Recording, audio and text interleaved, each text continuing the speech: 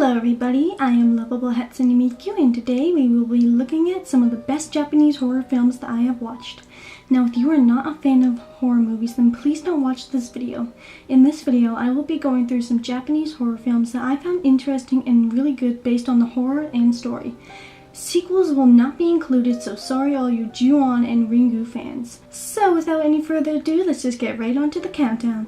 Starting off the countdown at number 10 is Suicide Club. The film takes place after 6 days with footage from a fictional pop group Desert opening and closing the film. In Tokyo on May 27th, 54 teenage schoolgirls commit mass suicides by throwing themselves in front of an oncoming train. Shortly after, at the hospital, 2 nurses commit suicide by jumping out a window. At both locations, rolls of flesh are found, with missing skin matching removed flesh on corpses. 3 detectives, Kurura Shibusawa and Murata, are notified by the hacker named Kyoto of a link between the suicides and websites that's shown on the number of suicides as red white circles. On May 28th, at a high school, a group of students jump off the roof during lunch, sending the city in search of a suicide club. Now, I have mixed feelings about this film. While the film does focus on suicide, just watching the movie just gave me a sick feeling in my stomach because the movie starts off with high school girls jumping in front of a train, and that's sad to me.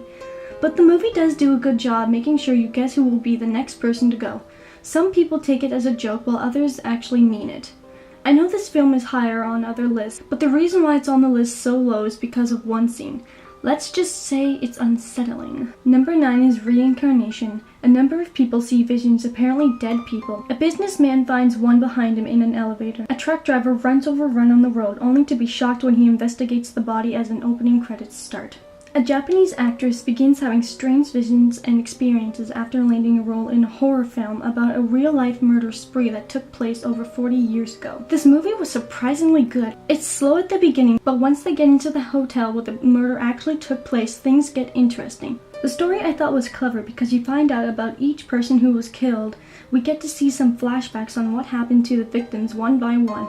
If you like crime murder movies, then definitely give this movie a try. Number 8 is Ringu. 2 teenagers, Masami and Tomoko, talk about a videotape recorded by a boy in Izu, which is a flab to bear to curse to talk to the viewers 7 days after. Reko Asakawa, a reporter investigating the popularity of the video curse, discovers that her niece Tomoko and her 3 other friends. Reko finds that the 4 teenagers stayed in a rental cabin in Izu. Reko goes to Izu and arrives at the rented cabin, where she finds an unlabeled tape in the cabin's reception room. Watching the tape, Reko sees a series of seemingly unrated, disturbing images. As soon as the tape is over, Reko sees a mysterious reflection in the television and receives a phone call containing a screeching sound from the tape.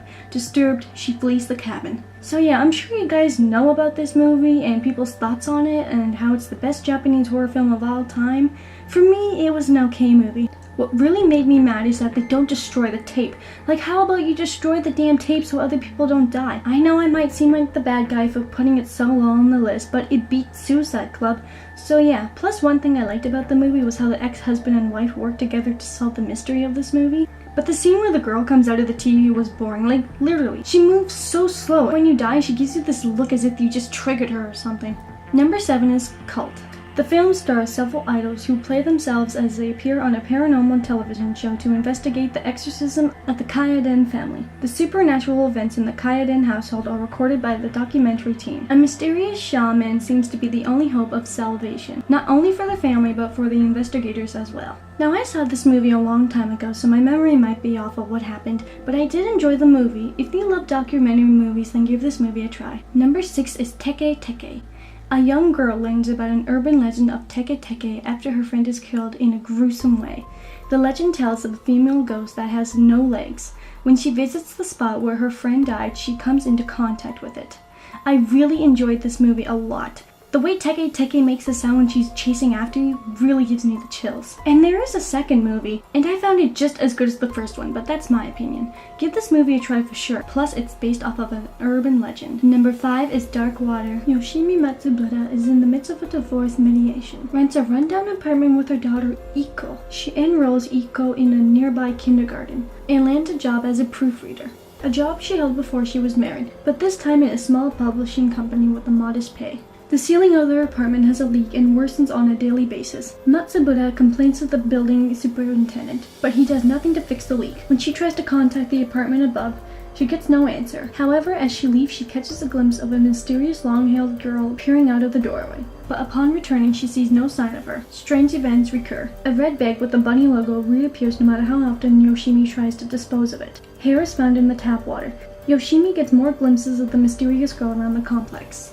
Oh boy, did this movie play with your feels. I heard about this movie on a lot of top 10 lists, so I gave it a try, and I wasn't disappointed. There's something about apartment buildings that give a Japanese horror movie an unsettled feeling, and the ending to the movie was super interesting, so give this movie a watch. Number 4 is Carved. A story is about the Kuchisaki One.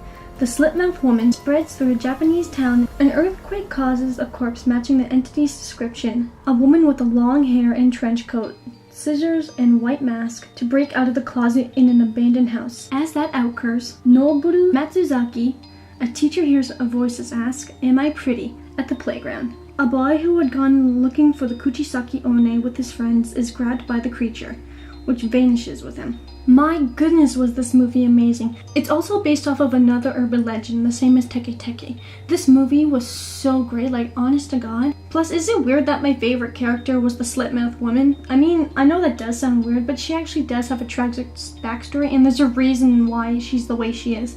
It's some sort of disease, actually, that causes her to, act this way. But it's really cool, and definitely give this movie a watch, you guys. Number 3 is Ju-on the Grudge. Several years prior to the main plot, Takeko Sake murders his wife, Kiyako, after discovering she is in love with another man, also killing the family cat Mar and possibly his son Toshio. The murders create a curse that revives the family as Onryo, with Kiyako's ghost murdering Takeo. Whoever enters the house in Niriyama, Tokyo, is eventually consumed by the curse, which spreads to the place they died in, and in turn consumes anyone who goes there. The first time I saw The Grudge was in the American version, and holy cow did this movie scare me, but I'm older now and it doesn't scare me. I really like this movie. The Japanese version is different from the American version, but both are good. But I don't understand why there were so many sequels. Like, why? Number 2 is Tag.